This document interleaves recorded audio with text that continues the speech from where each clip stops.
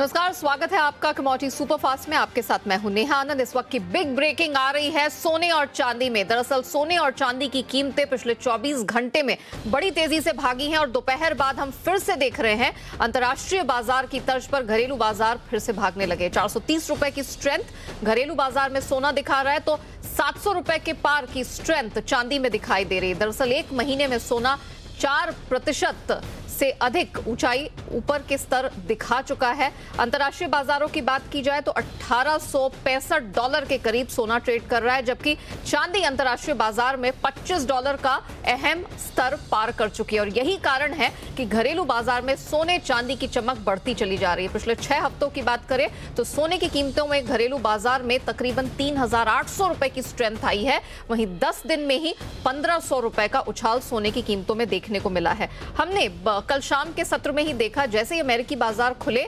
वहां पर सीपीआई यानी कि इन्फ्लेशन के नंबर्स आए जो कि 30 साल की ऊंचाई पर पहुंच गए हैं, तो वहां पर भी महंगाई का खतरा मंडरा रहा है। चीन में महंगाई आसमान छू रही है, महंगाई दर। तो ये तमाम कारण है जिसके चलते हमने डॉलर इंडेक्स को अमेरिका के इन्फ्लेशन नंबर्स के बाद भागते देखा।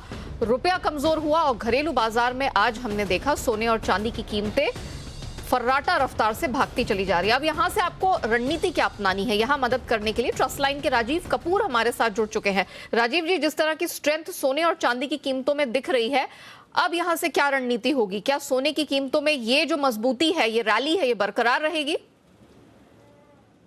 Good afternoon Neha ji. मुझे लगता है कि सोने और चांदी में अब तेजी बरकरार रहेगी। हालांकि थोड़ा सा एक रेसिस्टेंस है जो कि 49,700 और 50,000 के बीच में रहेगा। 50,000 जैसा कि हम जानते हैं एक बड़ा साइकोलॉजिकल राउंड नंबर है, तो जनरली उसके आसपास एक रेसिस्टेंस बनता ही है। तो अभी फिलहाल यहाँ से भी मुझे लगता है 400-500 रुपए का पोटेंशियल और है बाइंग का। और इंटरनेशनल मार्केट की बात करूँ तो देखिए $1830 एक ऐसा अहम स्तर था जिसे बाजार ब्रेक नहीं कर पा रहा था। कल सीपीआई के आंकड़ों ने एक सपोर्टिव रोल प्ले किया और कल बाजार ने $1830 को ब्रेक किया और सीधा $1860 के आसपास बाजार आ गया। अभी लगता है कि बाजार और ऊपर जा सकता है, अराउंड $1890 तक और जाने की उम्मीद लगती है मुझे ऊपर पे गोल्ड की। तो उसके रहते हुए इंडियन मार्केट में भी यहाँ से 400-500 रुपए की तेजी दिख सकती है।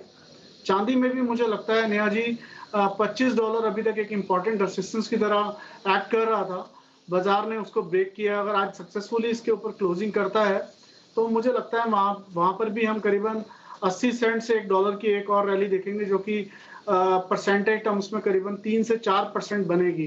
तो इंडियन मार्केट में अगर मैं उसे कन्वर्ट करता हूँ परसेंटेज में तो 2,500 से 3,000 की तेजी चांदी में और बन सकती है। और इंडियन मार्केट की बात करूँ तो 67,200 तक का लेवल अभी इंट्राडे में मैंने रखा है, क्योंकि 67,200 67,000 एक इम्पॉर्टेंट रेसिस्टेंस है। अगर बाजार इसको ब्रेक किया तो फिर जैसा मैंने पहले बताया कि चांदी में 3 से 4% की रैली इंटरनेशनल मार्केट में दिखती है, जो इंडियन मार्केट में कन्वर्ट करें तो करीबन 69,000 तक इसको ऊपर में लेके जा सकती है। बिल्कुल, तो सोने और चांदी में एक तरह से कह सकते हैं कि अब तो तेजी की शुरुआत हुई है। ये पूरा साल हमने एक लल बनता हुआ देखा। इनफैक्ट पिछले साल दिसंबर में जब साल की क्लोजिंग हुई तब हमने 50,000 के पार के लेवल्स देखे थे, लेकिन उसके बाद इस पूरे साल अब तक हमने प्राइस लेवल्स को सबड्यूड देखा और अब हमने एकाएक मौका बनता देखा है। और वो भी तब जब शादियों का सीजन शुरू हो रहा है। अगले एक महीने में देश में 25 लाख से अधिक शादियां होनी है। तो जाहिर तौर पर जब शादियां होती हैं, सोने चांदी की डिमांड, खासतौर से गहनों की डिमांड बहुत तेजी से ऊपर उठती है। तो अब ठीक शादियों के सीजन की शुरुआत से पहले हम देख रहे हैं कि सोने और चांदी दोनों में स्ट्रेंथ दिखाई दे रही है। सोने में इंट्राडे के लिहाज से 49,500 का टारगेट आज राजीव कपूर जी की तरफ से आया। वहीं चांदी में 67,200 का टारगेट देख रहे हैं, लेकिन अगर आप लंबी अवधि का रुझान लेकर चले तो चांदी 69,000 के पार निकल सकती है। और सोने का भी जहां तक सवाल है, इंटरनेशनल मार्केट में 1890-1900 का स्तर देखने को मिल सकता है। घरेलू बाजार में हम 50,000 के काफी करीब का स्तर आने वाले कुछ दिनों में देख सकते हैं। ये तो बात हो गई सोने चांदी की। एनर्जी कॉम्प्लेक्स का रुख करते हैं। यहां पर भी देखा जाए, कल हमने एनजी में थोड़ा सा प्रेशर बनता हुआ देखा था, लेकिन आज हमने वहां पर कुछ स्ट्रेंथ बनते हुए देखी है। इनफैक्ट अभी अगर नजर डाली जाए 370 के पास 2.5% की मजबूती दिखाई दे रही है। नेचुरल गैस में राजीव, आपका क्या व्यू बन रहा है? यहां से फिर से स्ट्रेंथ दिख रही है? नेहा जी, नेचुरल गैस में हमने लास्ट 10 दिन में एक अच्छी गिरावट देखी। भाव जो है 450-60 के स्तर से नीचे में कल अराउंड 300 360-355 के लेवल तक आए हैं। मुझे लगता है एक पुल बैक रैली तैयार हो रही है जो 375 से 380 तक इसे ऊपर में लेके जा सकती है और इसके रहते हुए मुझे लगता है 367 के आसपास अगर आज प्राइस मिले तो बाइंग कर सकते हैं 363 के स्टॉप लॉस से। ओके और अगर ओवरऑल एनर्जी इंडेक्स को ही देखा जाए, क्योंकि हमने देखा है कि एक ये एनर्जी कॉम्प्लेक्स ही है जिसने पूरी वर्ल्ड इकोनॉमी को हिला के रखा हुआ है, तो अगर हम एमसीएक्स एनर्जी इंडेक्स की बात करें, वहां पर किस तरह के व्यूज आपके बन रहे हैं? नेहा जी, नेचुरल गैस देखिए जैसे बहुत बड़ी गिरावट तो दर्ज कर चुका है जिसको एनर्जी इंडेक्स के ने ऑलरेडी डाइजेस्ट भी कर लिया है। जहां तक क्रूड का सवाल है, क्रूड जो कि मेन कंपोनेंट है एनर्जी इंडेक्स का, क्रूड में भी हम एक अच्छी खासी करेक्शन देख चुके हैं। 6400 के दाम से करीबन भाव जो है 6000 के दाम तक आ गए हैं।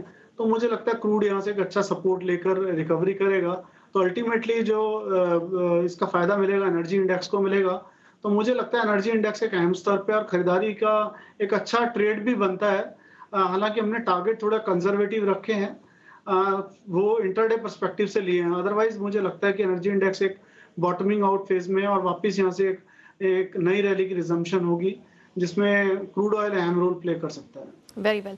अच्छा, मेटल कॉम्प्लेक्स आज हम चमकते हुए देख रहे हैं इंटरनेशनल मार्केट में, खासतौर से चाइना में। हाल फिलहाल में हमने स्टील, आयरन ओर, एचआरसी या फिर रेबार की कीमतें देखी, ये ऊपरी स्तरों से काफी दबाव झेल रही थी। घरेलू बाजार की आज बात करें तो अच्छी खासी स्ट्रेंथ दिख रही है। ऑफ कोर्स रुपए में जो कमजोरी आई है पिछले 2 ट्रेडिंग सेशन में, उसका भी दोहरा सपोर्ट यहाँ पर मिला है। मुझे जरा बताइए निकेल में यहाँ से कैसा व्यू बन रहा है? आज तो पूरा कॉम्प्लेक्स ही चढ़ा हुआ है, निकेल पर क्या व्यू होगा आपका? नेहा जी देखिए, निकेल एक ऐसा बेस मेटल रहा, पीछे जो करेक्शन का दौर था बेस मेटल्स में, जिसमें निकेल में सबसे कम करेक्शन दर्ज हुई है। और कल भी निकेल एक ऐसा अकेला बेस मेटल था जिसने की पॉजिटिव क्लोजिंग करी और एक अच्छी स्ट्रेंथ दिखाई। 1520-1525 एक अभी तक रेसिस्टेंस की तरह एक्ट कर रहा था, जिसे बाजार ने आज ब्रीच किया और उसके ऊपर सक्सेसफुली सस्टेन भी कर रहा है। तो मुझे लगता है उसी रेसिस्टेंस के नीचे का एक स्टॉप लॉस रख के 1528 के स्तर पर बाइंग कर सकते हैं 1519 के स्टॉप लॉस से। और मुझे लगता है 1545 एक मोस्ट लाइकली अचीवेबल टारगेट है, जो कि छोटा टारगेट दिया है मैंने, बट पोटेंशियल इसमें और भी ज्यादा अपसाइड देखने को मिल सकता है। Very well Rajiv ji, it was a pleasure speaking with you और बहुत शुक्रिया आपका हमारे साथ जुड़ने के लिए और कुछ अहम कमोडिटीज में इस वक्त हमारे दर्शकों के साथ राय साझा करने के लिए। Thank you so much.